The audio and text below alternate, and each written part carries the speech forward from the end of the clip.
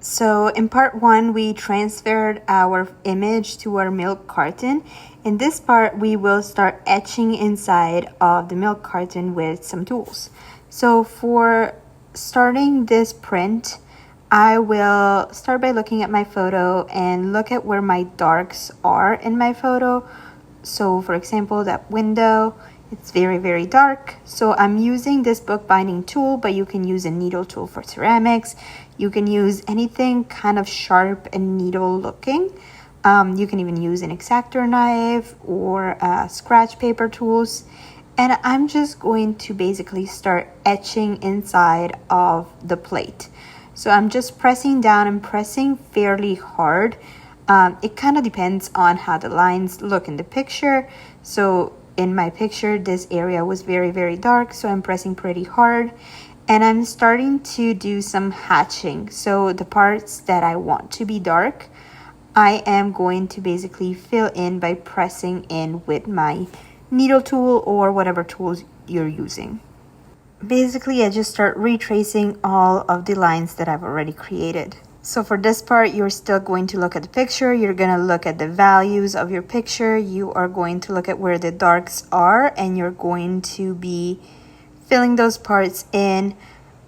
Usually in this part, I also add a little bit more detail.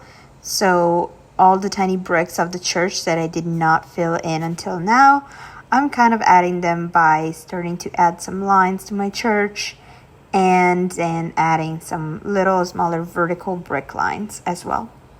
So I'm basically gonna go in slowly, take my time, add all of the little details, make sure I get everything done and that everything looks how I want it to. Make sure I add all the values, so my darks where it's dark, my highlights where I'm not going to do any hatching or cross hatching on those.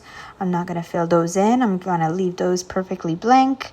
I'm going to get all the little details in the doors, the little details in the columns, windows, everything that I think I will need to draw. I'm just going to start slowly adding it into this hatching process as well. And this process is going to take quite a bit of time. It's going to be tedious. It's going to have a lot of detail that maybe you didn't draw in the original sketch. That's why it's also important to keep the picture close by so you can keep an eye on it and you can just look at all those things that you might want to add to your sketch. So for this process, just make sure that you press hard enough to create an indent in the Tetra Pak milk carton. If you take away that top layer of kind of like plasticky material, it is okay, but just know that that area is going to be very dark. So once you start printing, that area is probably going to be straight black or whatever color you decide to print with. So this is the second part. This is part 2 of our video. If you want to look back at the first part, feel free to look at it. I will link it. But yeah, just start scratching and etching your milk carton, and next video we will start putting some ink on it and print it.